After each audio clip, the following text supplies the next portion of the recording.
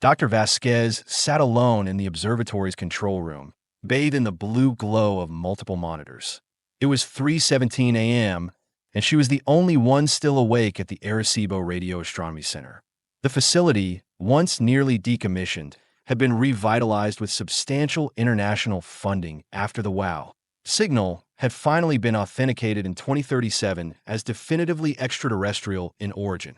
Vasquez rubbed her tired eyes and reached for a coffee, now cold.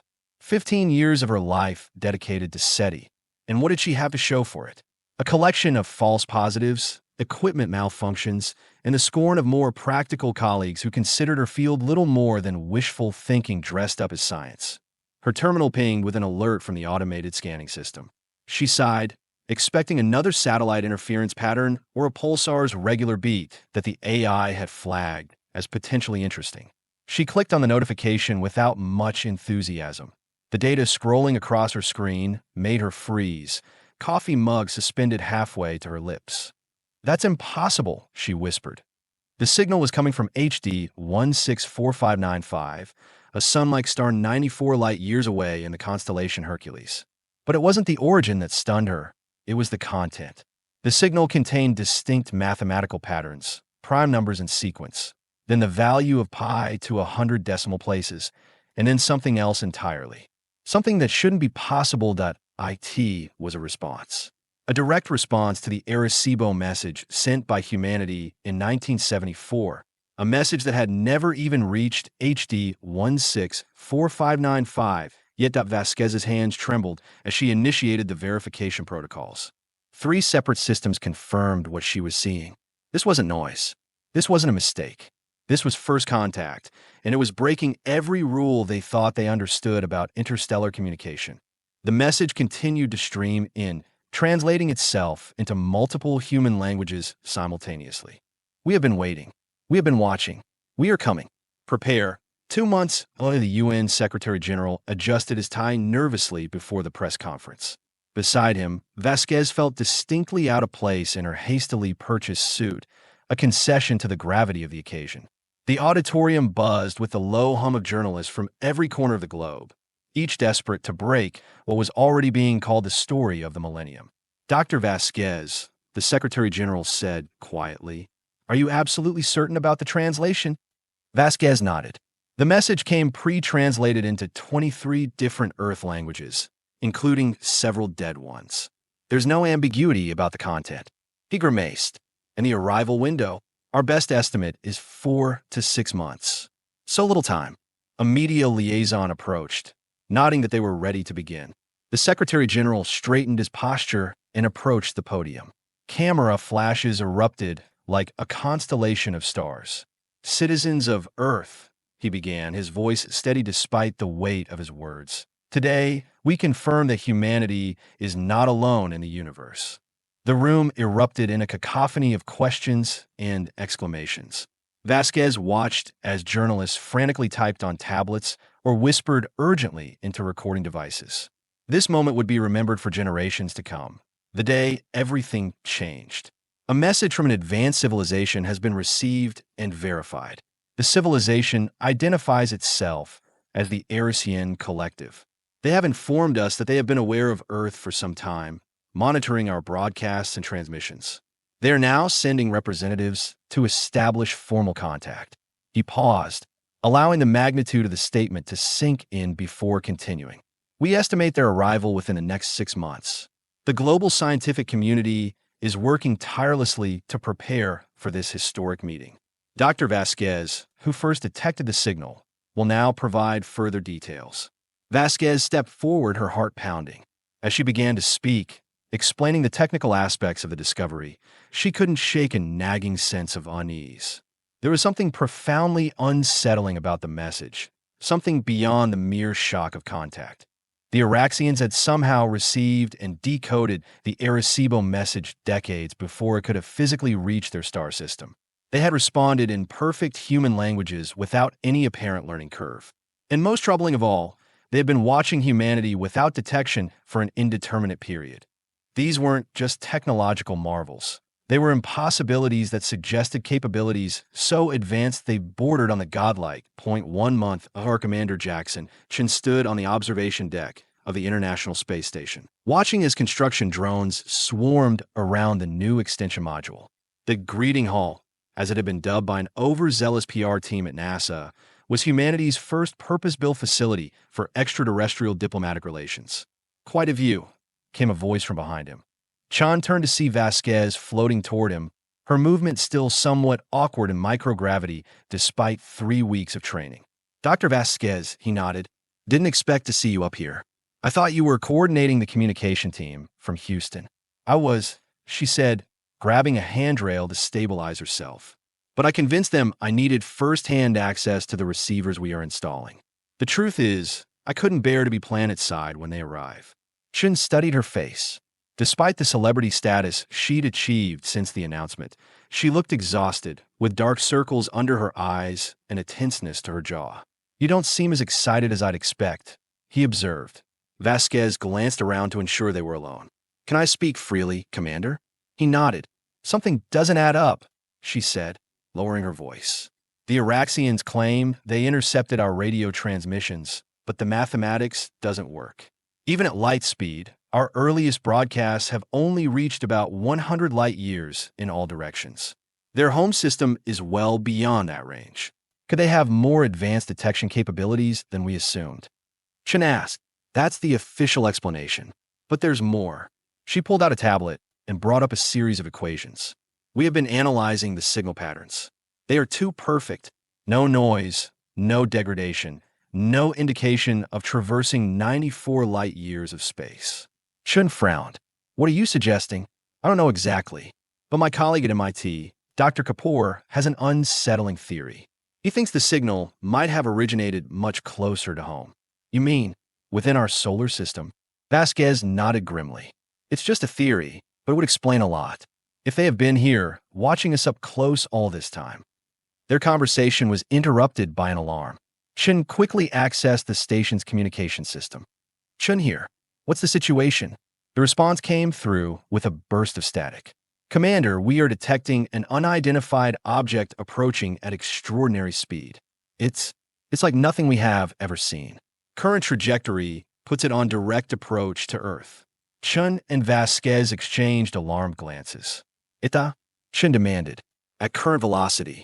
Less than 48 hours. Vasquez's face drained of color. "They said months. We were supposed to have months to prepare." "Maybe they were as excited to meet us as you were to meet them," Chun said, but his attempt at humor fell flat in the face of their shared apprehension.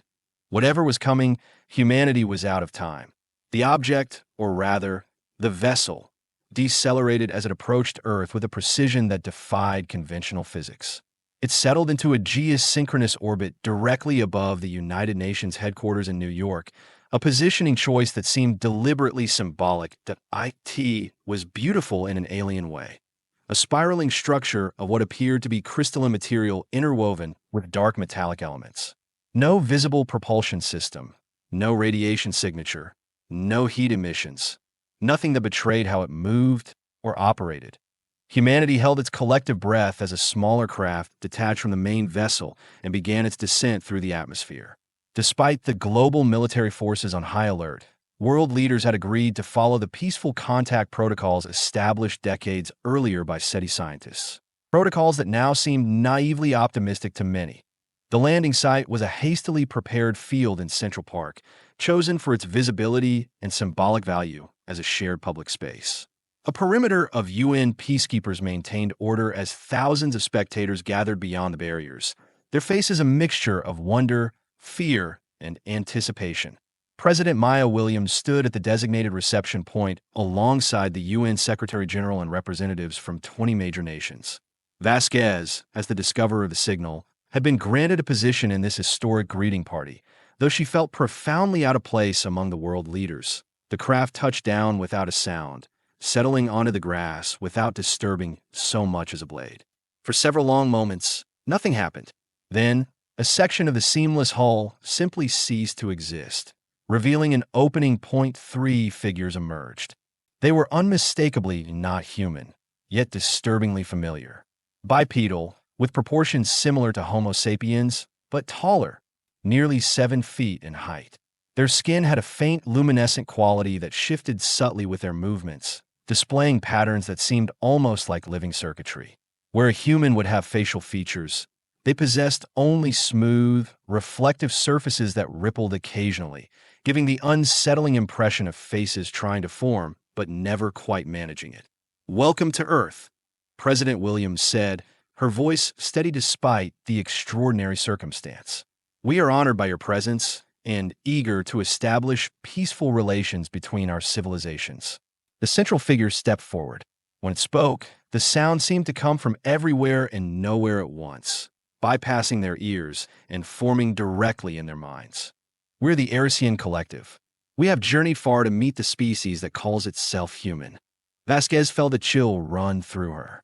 The voice in her mind spoke perfect English, yet she somehow knew that everyone present was hearing it in their native language, a feat that shouldn't be possible without prior extensive study of human neurology and linguistics. "Your broadcasts have reached our monitoring stations," the Araxian continued. "We find your species fascinating, so young, yet so ambitious, so limited, yet so determined to overcome those limitations." President Williams maintained her diplomatic composure.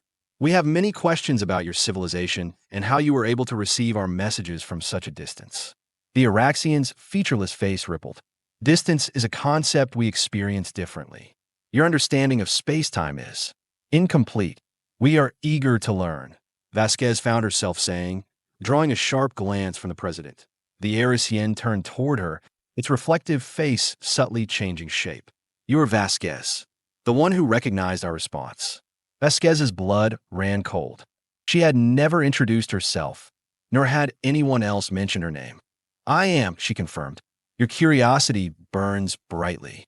It is a quality we value." The Araxian turned back to the assembled dignitaries. "We come with an invitation. The galaxy is filled with wonders your species cannot yet imagine. We wish to share these wonders with humanity." "That's very generous," the Secretary General said cautiously. "What exactly are you proposing?" "An exchange. Knowledge for knowledge. Resources for resources. A partnership that will elevate humanity beyond current limitations." It sounded promising, too promising. Vasquez studied the alien beings, trying to discern any hint of deception in their featureless faces. What could an advanced civilization possibly want from humanity that they couldn't produce themselves? The Central Araxian seemed to sense her skepticism. It turned toward her again. "You doubt our intentions, Vasquez." It wasn't a question. "I wonder what benefits such an arrangement would have for your civilization," she replied carefully. "We are centuries, perhaps millennia, behind your technological development. Value is not measured only in technology," the Araxian responded. "Humanity possesses something unique in our experience, something precious." "And what might that be?" President Williams asked. "Adaptability, creativity. Your species evolves not just biologically, but culturally, technologically, at a rate unprecedented in our records. You imagine possibilities that other species, including our own, do not." Vasquez felt a flutter of pride at these words, but quickly suppressed it. Flattery was the oldest diplomatic tactic in human history. There was no reason to believe aliens would be above using it. "To demonstrate our goodwill," the Araxian continued, "we offer a gift." One of the other aliens stepped forward, holding an object that resembled a small crystalline cube. It pulsed with an inner light that shifted through colors human eyes had never before witnessed. "This contains the cure for what you call cancer. All forms, all stages. It reorganizes damaged cellular structures without harmful side effects." A murmur ran through the assembled dignitaries. If true, this single gift would save millions of lives annually. "A generous offering," President Williams acknowledged. "May I ask what you seek in return?" "For now, only dialogue. The opportunity to learn about your species directly, not just through your broadcasts. And eventually, perhaps, willing human representatives to accompany us back to our collective." The word willing did little to assuage Vasquez's growing unease. Something about this entire exchange felt orchestrated, as if the Araxians were working from a carefully prepared script designed to appeal to human desires and vanities. As the diplomatic exchange continued, Vasquez noticed one of the aliens observing her closely. Unlike the others, this one seemed to be studying her reactions specifically. When it realized she had noticed its attention, it inclined its head slightly in what might have been acknowledgement or warning. The first meeting concluded with agreements for further discussions and the establishment of an Araxian embassy within the United Nations complex. As the aliens returned to their craft, promising to return the following day with more of their delegation, Vasquez couldn't shake the feeling that beneath the veneer of diplomacy, something darker was unfolding. That night, as she lay sleepless in her hotel room, her secure terminal pinged with an encrypted message from Dr. Kapoor at MIT. Analysis complete. Signal origin point confirmed. Not HD 164595. Originated from within Kuiper Belt. They have been in our backyard all along. Meet me ASAP. Vasquez never made it to MIT. En route to Boston, her secure government transport was intercepted by a military helicopter that redirected her to a classified facility in rural Pennsylvania. She was escorted to an underground conference room where Commander Chun was waiting alongside a group of grim-faced military and intelligence officials. Dr. Vasquez, a stern-looking woman in an Air Force uniform, addressed her. "I'm General Harlow. We have been monitoring your communications." Vasquez bristled. "Those were encrypted on a secure channel." "Nothing is secure anymore," Chun said quietly. "Not since they arrived. What's going on?" Vasquez demanded. General Harlow activated a holographic display in the center of the table. It showed a three-dimensional map of the solar system with dozens of red points scattered throughout the outer planets and Kuiper Belt. 12 hours ago, our deep space monitoring systems detected these objects. They were previously invisible to all our detection methods. "More Araxian ships?" Vasquez asked. "We believe so." They appeared suddenly, as if they wanted us to see them now. Vasquez studied the display. "This isn't a diplomatic delegation. It's an invasion force." "That's our assessment," General Harlow confirmed. "But there's more." The display shifted to show a series of historical radio transmissions. "We have been reviewing our own broadcast history." Dr. Kapoor's analysis was correct. The Araxians didn't receive our signals from 94 light years away. They have been here in our solar system, possibly for decades. But why maintain the pretense? Vasquez asked. "Psychological warfare," Chun suggested. "They're establishing a narrative that paints them as distant observers only now making contact, rather than admitting they've been spying on us from our own backyard." "That's not all," Harlow continued. "We have detected unusual activity in global communications networks since their arrival.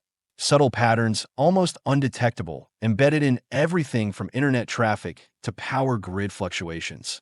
They are gathering intelligence," Vasquez realized. "Mapping our infrastructure, our defense capabilities, our decision-making processes." "Precisely," Harlow nodded. "The cancer cure they provided? We have analyzed it. It works, but it also contains nanoscale structures that could potentially function as monitoring devices within a human body." Vasquez felt sick. The Araxians' seemingly benevolent approach was a sophisticated Trojan horse. "Why are you telling me this?" she asked. "Because you're the only human who's had direct mental contact with them," Chun explained. "When they spoke to you telepathically, it wasn't one-way communication. We detected unusual brain activity in your prefrontal cortex during the encounter." Vasquez's hand instinctively went to her forehead. "You think they accessed my mind?" "We think they tried," Harlow said, "but something unusual happened. The neural pattern suggested a failed attempt, as if they encountered unexpected resistance." The implications were staggering. The Araxians had the technology to directly interface with human consciousness, a capability that rendered all conventional security measures obsolete. But for some reason, Vasquez had partially resisted this intrusion. "There's something else." A previously silent man in civilian clothes spoke up. "Dr. Vasquez, are you familiar with the concept of cognitive encryption?" "Vaguely. It's theoretical, the idea of encoding information directly into neural patterns."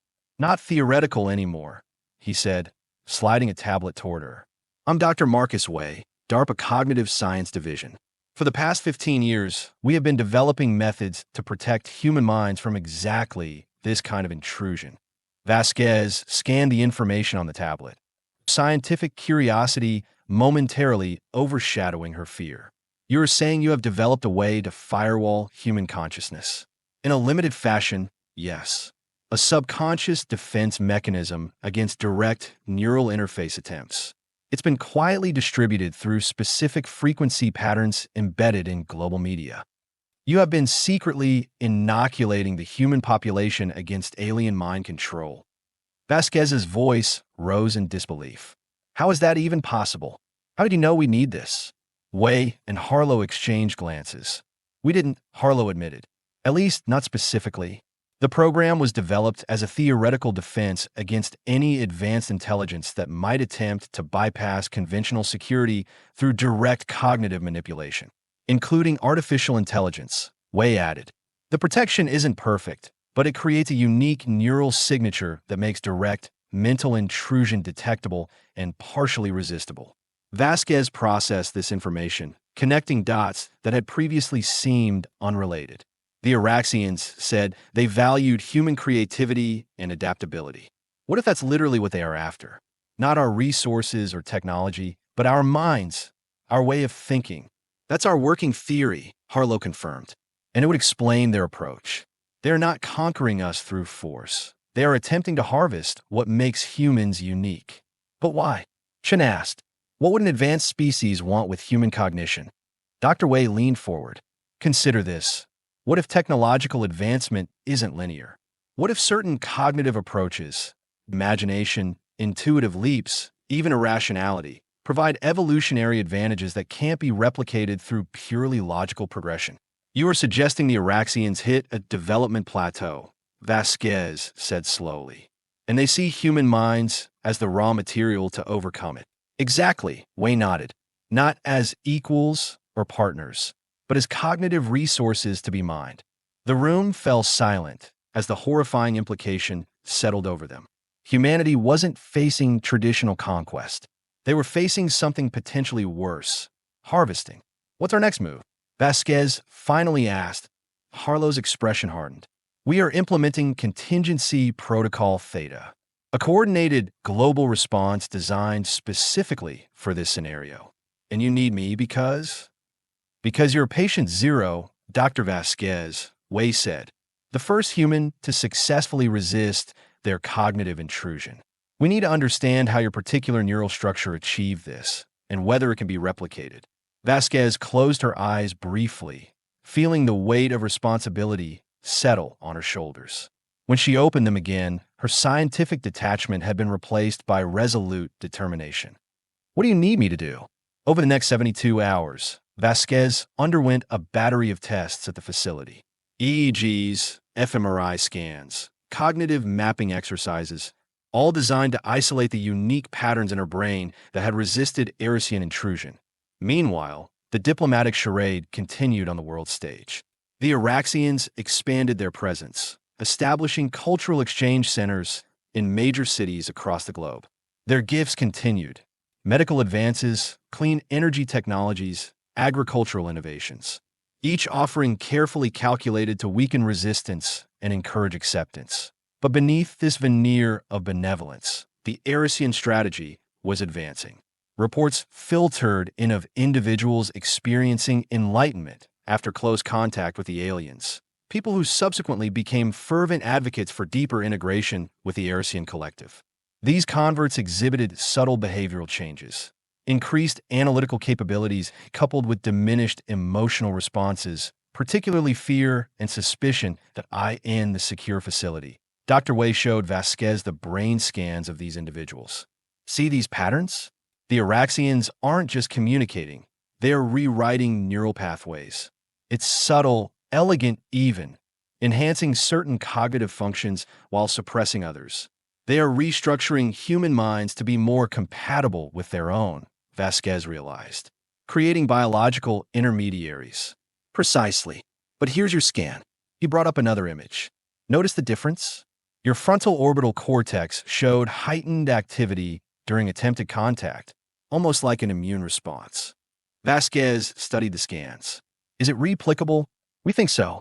We have isolated the specific frequency pattern that your brain naturally generated as a defense mechanism. With Dr. Kapoor's help, We have developed a device that can amplify and broadcast this pattern. He showed her what looked like an ordinary wireless earpiece. Neural resonance amplifier. It strengthens your brain's natural resistance and can extend that protection to others within a limited radius. How limited? About 20 meters at full power. Vasquez frowned. That's not enough to protect much of the population. It's enough for what we need right now, General Harlow interjected, entering the room. Dr. Vasquez, the Araxians have specifically requested your presence at tomorrow's global address. They claim they want to recognize your role in establishing first contact. It's a trap, Vasquez said immediately. They know something's different about me. They want to study me up close. Exactly. And we are going to let them. Vasquez looked between Harlow and Wei in disbelief. You want me to walk into an alien ambush? We want you to be our Trojan horse, Harlow corrected. The device Dr. Wei developed doesn't just protect. With some modifications, it can broadcast a signal that interferes with the Araxians' own cognitive processes. You are talking about weaponizing my brain pattern, Vasquez said slowly. Wei nodded. Your neural signature naturally disrupts their attempt at interface. Amplified and modified, it could potentially disrupt their group consciousness entirely. Potentially, Vasquez emphasized. You don't know for sure. No, Harlow admitted. But we are running out of options. Their conversion program is accelerating. Within weeks, they could have enough human intermediaries to establish a permanent foothold. Vasquez ran a hand through her hair in frustration. Even if this works, one device with a 20-meter radius isn't going to stop a solar system-wide invasion. It doesn't need to, Wei explained. We just need to disrupt their collective consciousness long enough to implement the second phase of the plan. He brought up a new display showing a network of satellites and ground-based transmission stations. We have been quietly repurposing communication infrastructure to create a global broadcast system. Once we confirm the disruptive effect of your neural pattern, we can amplify it worldwide simultaneously. That's ambitious, Vasquez said doubtfully. It gets better, Harlow added. Commander Chun has been coordinating with the ISS and our deep space monitoring facilities. The moment we confirm disruption of the Araxians on Earth, they will activate a series of previously dormant defense platforms in the outer solar system. Defense platforms? Since when does humanity have weapons in the Kuiper Belt? Harlow's expression remained impassive. Let's just say not all classified space missions over the past decade were purely scientific. Vasquez shook her head in disbelief. You have been preparing for an alien invasion all this time. We have been preparing for threats beyond our atmosphere, Harlow corrected. The form those threats might take was always speculative. Vasquez looked down at the small earpiece that now represented humanity's best hope. And if this fails? If my neural pattern doesn't affect them as you hope? Wei and Harlow exchanged glances. Then at least we tried, Wei said quietly. That's not good enough, Vasquez said firmly. If I'm risking my life, potentially my mind, I want a backup plan. Harlow considered her for a moment, then nodded. There is one, but you're not going to like it. The United Nations Assembly Hall was packed beyond capacity for the Araxian address. World leaders, diplomats, scientists, and specially selected citizens filled every seat, with billions more watching via global broadcast. Vasquez sat in the front row, the modified neural amplifier disguised as a standard translation earpiece. Her heart pounded as the Araxian delegation glided onto the stage, their fluid movements too perfect to be natural. The lead Araxian, the same one who had first addressed humanity in Central Park, positioned itself at the center of the stage. Its featureless face rippled slightly as it surveyed the assembly. People of Earth. Its voice echoed in everyone's mind simultaneously. Today marks a new chapter in the history of our civilizations. Vasquez felt a subtle pressure behind her eyes as the Araxian spoke, a sensation that hadn't been present during their first encounter. The aliens were broadcasting more powerfully now, their confidence growing with each successful interaction. The Araxian Collective has watched humanity's development with great interest. Your species possesses remarkable potential that can be fully realized through partnership with us. The Araxian gestured, and holographic displays appeared throughout the hall, showing spectacular images of alien worlds, advanced technologies, and what appear to be humans working alongside Araxians in gleaming environments. Together, we can achieve what neither of our species could accomplish alone. A synergy of minds. A harmonious future. Vasquez noticed the rapt expressions on the faces around her, the slight glazing of eyes that suggested the Araxians were doing more than just speaking. They were influencing, subtly altering perceptions, and reducing critical thinking with each word. The Araxian turned directly toward her. Dr. Vasquez, the human who first recognized our call, would you join me on stage? Your insight has been invaluable to establishing this historic connection. Vasquez took a deep breath and activated the neural amplifier with a subtle tap. She felt an immediate change, a clarity of thought, as if a fog she hadn't even realized was present had suddenly lifted. She rose and walked toward the stage, every step measured and deliberate. As she approached the Araxian, she noticed a subtle change in its posture, a barely perceptible withdrawal, as if her proximity caused discomfort. Dr. Vasquez, it said, its mental voice now containing a hint of strain. Your contribution to this historic moment deserves recognition. Vasquez smiled, projecting calm confidence while her mind raced. The amplifier was working. The Araxian could sense something was different, but couldn't identify what. Thank you, she said clearly, her voice carrying through the hall. But I think there's something we should clarify before proceeding. She turned to face the assembly, keeping the Araxian within the amplifier's range. The Araxian Collective has indeed been watching humanity, but not from 94 light-years away. They have been here in our solar system, monitoring us for decades.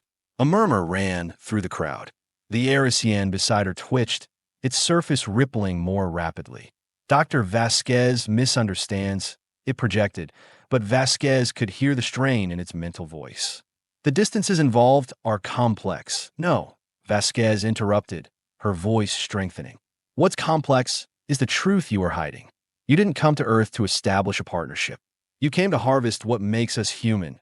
Our creativity, our adaptability, our unique cognitive processes. The rippling across the Araxian's surface intensified.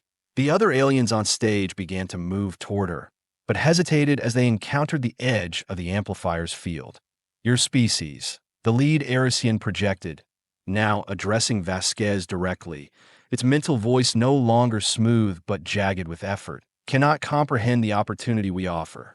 We have existed for millennia, perfecting our collective consciousness, eliminating inefficiency and irrationality. And reaching a plateau, Vasquez countered, a developmental dead end.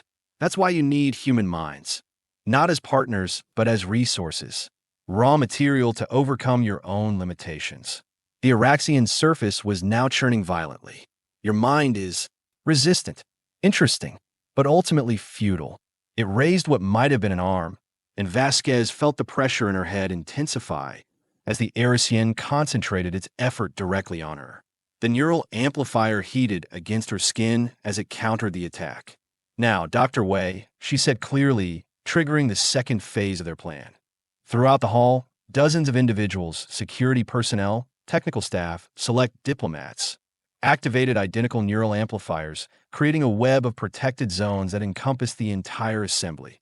The effect on the Araxians was immediate and dramatic. They recoiled physically, their smooth movements becoming jerky and uncoordinated. Their surfaces rippled chaotically, occasionally revealing glimpses of a structure beneath, something more mechanical than biological. What have you done? The lead Araxian projected, its mental voice now fragmented and distorted. Created a feedback loop, Vasquez explained, advancing toward it. Your collective consciousness depends on perfect synchronization. My neural pattern, amplified and distributed, introduces noise into your system. Cognitive static that disrupts your ability to maintain coherence. On cue, the hall's communications system activated, broadcasting the modified neural pattern globally. Across the Earth, in every city where Araxians had established a presence, the same scene was playing out. The aliens losing coordination, their influence wavering. This temporary setback, the Araxians struggled to project. Our vessels, outer system, are being dealt with. Vasquez finished for it. Humanity may be young, but we are not defenseless. We have had our own watchers in the darkness, preparing for this possibility. In the Kuiper Belt and beyond, long-dormant defense platforms were activating, targeting the previously invisible Araxian ships with weapons designed specifically to disrupt their crystalline structure. The lead Araxian straightened with visible effort, its surface stabilizing momentarily. Impressive adaptation, but ultimately insufficient. We have existed for millennia. We have encountered resistance before. Not like this, Vasquez said confidently. Not from humans. And what makes your species so exceptional? The Araxian challenged, its mental voice regaining some clarity as it adapted to the disruption. Vasquez smiled. The very thing you sought to harvest. Our unpredictability. Our capacity to imagine the seemingly impossible and make it reality. She raised her hand, revealing a small device, different from the neural amplifier. This is broadcasting a signal to every Araxian vessel in the solar system. A simple mathematical sequence that your kind will find irresistible. A puzzle that suggests a solution to your developmental plateau. The Araxian's surface stilled, focus shifting to the device. What solution? That's the beautiful part, Vasquez said. There isn't one. The sequence is designed to be unsolvable, but convincingly enough that your collective consciousness will dedicate increasing resources to solving it. A cognitive trap tailored specifically to your psychology. It was humanity's backup plan. Not destruction, but misdirection. A carefully crafted mathematical virus that would occupy the Araxian collective consciousness in an endless loop of analysis and reanalysis. You wouldn't, the Araxian projected, genuine alarm now evident in its mental voice. It would be millennia before we realized. Before you realized you were chasing an illusion. Vasquez finished. Yes, that's the point. A humane alternative to destruction, giving humanity the time it needs to prepare for your eventual return. She stepped closer, her voice dropping to a near whisper that only the lead Araxian could hear. Unless, of course, you choose to leave our solar system now and agree to a genuine exchange of knowledge, as equals, not harvesters. The Araxian was silent for a long moment, its surface now almost completely still as it communicated with its collective. When it finally responded, the mental voice was different, clearer, but also somehow diminished. Your species is unexpected. The collective must reconsider its approach. Vasquez felt a wave of relief wash over her, but maintained her resolve. Your vessels will withdraw to beyond Neptune's orbit immediately. A delegation, a small one, may remain to establish genuine diplomatic relations. Any attempt at cognitive influence will be met with the immediate broadcast of the mathematical virus. Another pause, longer this time. Agreed. 1 year, Eleanor Vasquez stood on the observation deck of Harmony Station, the newly constructed orbital platform that now served as humanity's official first contact facility. Through the viewport, Earth gleamed blue and white against the blackness of space.